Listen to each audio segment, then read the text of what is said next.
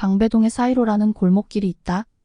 이 골목에는 카페 사이로가 있고 빵집이 있고 케이크 전문점이 있고 화실이 있고 미술학원이 있고 목공방이 있고 갤러리가 있다. 그리고 어느 날 아이들을 위한 방과 후 공간 작업실 박박이 새로 문을 열었다. 아이들을 위한 방과 후 공간 작업실 박박의 인테리어 작업 전 과정을 소개한다. 같은 숫자가 2개 이상 겹치면 재수가 좋은 날이다.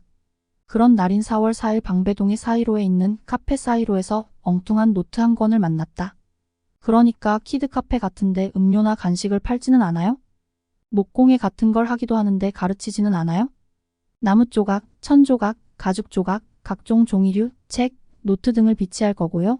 망치와 톱과 가위와 칼과 색연필과 물감 등을 놓아둘 거예요. 나는 웃으며 물었다. 사업 그러니까 돈이 될까요? 노트님이 답했다. 그걸 모르겠어요? 재미있네요. 임대차 계약은 하셨고요? 그날 이후로 노트님과 카페 사이로에서 3번을 더 만나 협의를 하고 30페이지쯤 되는 PPT 파일이 만들어졌다. 4월 29일 잔금을 치르고 다음 날부터 작업에 들어갔다. 공간을 구상하는 일은 인테리어 작업의 가장 앞의 일인데 무엇을 어떻게 할 것인가에 대한 고민이 그것의 시작이다. 여기 공개하는 노트에 그 고민이 그려져 있고 그에 따른 인테리어의 구상도 함께 담겨 있다. 그리고 사업의 기획안이 되기도 한다. 지나치듯 보면 별거 아닌 낙서장이지만 면밀히 살펴보면 주옥 같은 메모장이다. 이 9장의 기록만으로도 기록자의 생각과 의도와 계획을 충분히 엿볼 수 있었고 공간을 재구성하는 작업은 진행될 수 있었다. 기존의 공간은 10년 전에 인테리어를 한 가죽 공방이었다. 기존 테이블과 선반과 수납장은 송판과 집성목과 집성 합판을 사용해 만들어졌다. 맨 안쪽에 있는 선반과 뒤 창틀 아래 있는 재료를 수납하는 벌집장을 제외하고 나머지는 모두 해체하여 재활용하는 것으로 방향을 잡았다. 철거를 목수님과 같이 했다. 뜯어내야 하는 것들 대부분을 재활용할 것이기 때문에 철거하면서 용도별로 분류하고 다듬어 바로 목공 작업에 들어갈 수 있도록 철거를 끝내고 목과 핀을 제거한 후 바로 목공 작업에 들어갔다. 전면 창의 붙박이 테이블이 재활용 집성목으로 제작 중이다. 작업실 박박의 작업이 시작되었는데 그때까지만 해도 노트님이나 노가다, 여행자나 임대료와 재료비와 공과금이 나가는 공간에서 유지비는 건질 수 있을지 짐작도 하지 못했으나 묘하게도 적자에 대한 우려는 하지 않았다. 나는 아이들이 언제나 들을 수 있는 공간을 원한다.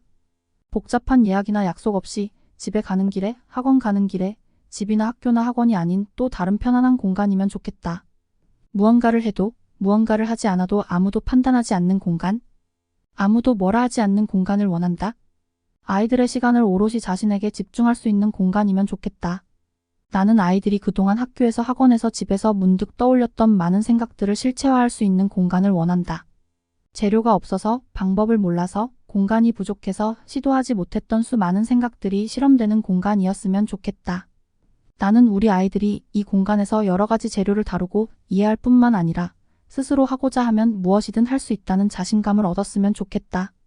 나는 아이들이 많은 것을 실제로 많은 것들을 행해보면서 다양한 실패를 하고 그럼에도 불구하고 평가받지 않는 경험을 해봤으면 좋겠다.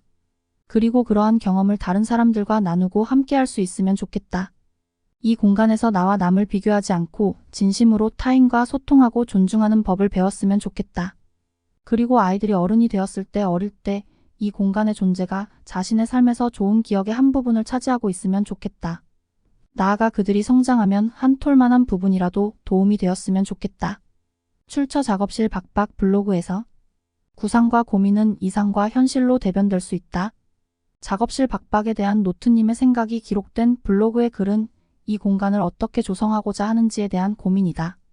학교와 학원이 아닌, 공부와 수업이 아닌, 점수와 실력이 아닌 그런 공간에 대한 인테리어 작업은 시작되었고 철거한 목재를 분류해 가면서 노트님이 제시한 붙박이 테이블과 책장과 책상을 만들어갔다. 녹이 슬어 잘 작동하지 않는 전동 대패를 현장에서 기름 칠해가며 수리했다. 아마 최근 몇 년 동안 한 대패질 중 이번이 가장 많은 대패 작업을 한 듯하다. 사포질 역시 마찬가지였다. 전동 대패를 꺼내어 낡은 목재를 환골 탈퇴시켜 새 것처럼 만들었다. 10년 전에 노출 콘크리트 시공한 벽과 천정은 누룽지처럼 일어나 떨어지는 곳이 많아 모두 긁어내고 새롭게 퍼티를 했다. 기존의 조명을 그대로 두고 어떻게 변화를 줄 것인지 여전히 고민 중인 시간인데 벽에 붙어있는 주차장 등은 그대로 두었으면 좋겠다는 의견을 내놓았을 뿐이다. 방배동 사이로에는 참 다양한 업종이 포진해 있는데 점심 식사할 곳은 마땅치 않다. 맞은편에 칼국수와 보리밥을 파는 집과 바로 옆집에 파스타집이 전부라서 빙돌아 큰 길로 나가야 있는 추어탕 집을 자주 갔다. 추어탕 집은 항상 미리 상을 차려 놓았는데 사진처럼 우산 모양의 상보를 씌워 놓아 정갈한 느낌을 준다. 퍼즐 맞추기 하는 듯한 작업이다. 자재의 길이와 폭이 제각각이고 심지어는 두께도 다양해서 깎고 다듬어 적재적소에 적용하는 일로 이미 작업실 박박은 어른들의 놀이터가 된 느낌이다. 노트님은 이미 다양한 종류의 다양한 크기의 자재 보관함을 만들어줄 수 있냐는 질문을 해왔고 샘플을 달라 했더니 왼쪽의 설계도를 캡처해서 날려주었다. 샘플 도면의 수치는 무시하고 주어진 공간의 크기에 맞게 현장 설계를 했는데 오른쪽 사진의 설계도를 보면 적힌 숫자가 150, 300, 600, 900 등의 배수로 되어 있다. 이는 가로와 세로가 1200에서 2400으로 제작되어 나오는 합판을 재단할 때 버려지는 것을 최소화할 수 있는 수치다. 1200이나 2400이 넘게 되면 새 합판을 절단해서 이어 붙여야 하게 되고 그보다 작으면 남는 자투리가 생기게 되고 이는 버려질 가능성이 크다. 다용도 재료 수납함은 정말 다양한 합판 조각들의 집합체다. 새로 산 자재는 코어 합판 18mm 한 장과 MDF 반장이 전부이고 이동이 용이하도록 아래 부착한 바퀴 4개까지 모두 재활용이다. 누더기처럼 보이지만 사포질하고 칠을 하면 개과천선하게 된다. 이 공간에서 나와 남을 비교하지 않고 진심으로 타인과 소통하고 존중하는 법을 배웠으면 좋겠다. 그리고 아이들이 어른이 되었을 때 어릴 때 이 공간의 존재가 자신의 삶에서 좋은 기억의 한 부분을 차지하고 있으면 좋겠다. 나아가 그들이 성장하면 한 톨만한 부분이라도 도움이 되었으면 좋겠다. 출처 작업실 박박의 블로그 노트님의 글을 다시 간추려봤다. 문득 떠올렸던 많은 생각들을 실체화할 수 있는 공간 재료가 없어서 방법을 몰라서 공간이 부족해서 시도하지 못했던 평가받지 않는 경험을 해봤으면 좋겠다. 나와 남을 비교하지 않고 어려운 과제이지만 이 공간을 향유하게 될 아이들이 부러워지기 시작했다. 우리의 어린 시절은 비교당하고 평가당했다. 시도할 수 있는 기회는 항상 희박했다. 우측 벽은 칠판 페인트를 칠하기로 해서 올퍼트를 한 후 샌딩을 하여 바탕을 미려하게 정리했다. 벽 전체를 아이들 낙서용 칠판으로 만들 계획이다. 나는 아마도 이 공간을 통해 누군가의 삶에 도움이 될 수 있을 것이다. 나의 아이들은 이 공간을 통해 마음껏 꿈꿀 수 있을 것이다. 나는 이 공간을 통해 다른 아이들에 대한 이해도가 넓어지고 따라서 우리 아이들에게 좀 더 너그러워질 수 있을 것이다. 나는 어쩌면 이 공간에서 무언가 다른 가치를 찾고 내가 원하던 무언가 새로운 일을 할 수 있을지도 모른다. 출처 작업실 박박의 블로그. 벽과 천정이 화이트로 칠해지자 조명을 켜지 않았는데도 실내가 환하게 밝다. 작업을 돕겠다는 노트님께 격자가 많은 창틀 도색을 위해 테이핑만 해달라고 부탁했는데 결국 도색까지 하는 아름다운 상황이 연출되었다. 그리고 노트님의 아이디어로 아이들의 손바닥만한 작은 공간이 2-3개 들어있는 도구 상자를 몇 개 만들어 테이블 위에 놓았다. 기존의 공간에 놓여있던 대부분의 구조물을 걷어내니 넓고 환한 공간이 나왔다. 그리고 다시 여러 기물들을 제작해 공간에 펼쳐 놓았지만 아이들의 허리 높이 이상 되는 것들은 가능한 설계하지 않았다. 벽에 붙는 것들조차도 뒤쪽에 있는 기존의 선반 몇 개를 제외하고는 돌출을 최소화하고자 노력했다. 노트님을 모시고 신당동 중앙시장을 갔다. 마음에 드는 중고 의자를 고르는 일은 쉽지 않지만 대한민국 중고 의자의 성지 같은 신당동 중앙시장에 가면 의외로 가성비 높은 마음에 드는 의자를 고를 수 있다. 가구를 사러 간다는 것은 현장 일이 마무리 단계에 이르렀다는 뜻이다. 그동안 의기투합이 비교적 잘 되었다는 뜻이기도 하다.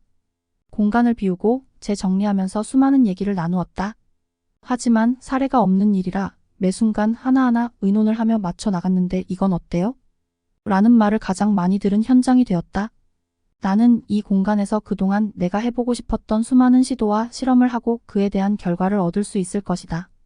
나는 이 공간을 통해 누구도 못할 경험을 할 것이고 그것을 기록하고 어쩌면 책을 낼 수 있을지도 모른다.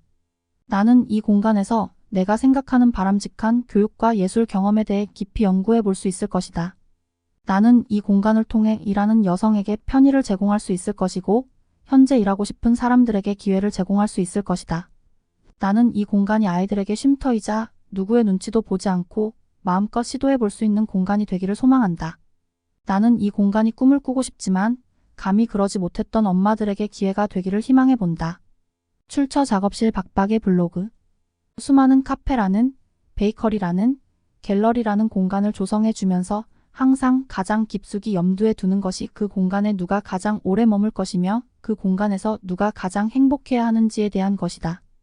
결국 둘은 같고 그렇다면 공간에 대한 지향점을 누구에게 맞춰야 하는지가 뚜렷해진다. 물론 공간의 공유성을 기본 바탕에 깔고서 말이다. 그래서 아무리 작은 공간이라도 이를 구성하는 일은 쉽게 생각할 수 없다. 작업실 박박의 간판 디자인은 노트님과 노트님 전 가족이 참여한 작품이다. 장면과 로고 디자인, 간판의 컬러와 로고의 컬러, 도장의 디자인까지 모두 두 자녀와 남편이 합세해 이뤄낸 작품이다. 노트님과 남편은 두 분 다 성이 박이다. 따라서 아이들도 박씨다. 박박이라는 상호의 유래가 되시겠다. 그림들은 그동안 내게 보내온 예시 중 일부일 뿐이다. 5월 11일 작업이 끝났다. 예정했던 대로 딱 9일이 걸렸다. 에폭시 시공을 위해 움직이는 가구들은 모두 붙박이 위에 올리고 작업을 했다. 며칠 후 다시 가보니 예상치 못했던 풍경이 펼쳐졌다.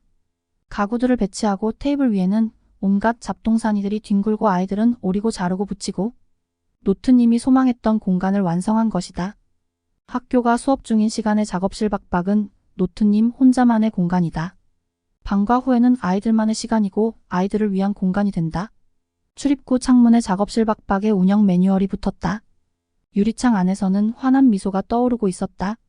함께 만든 공간에서 만족하고 계시나 보다.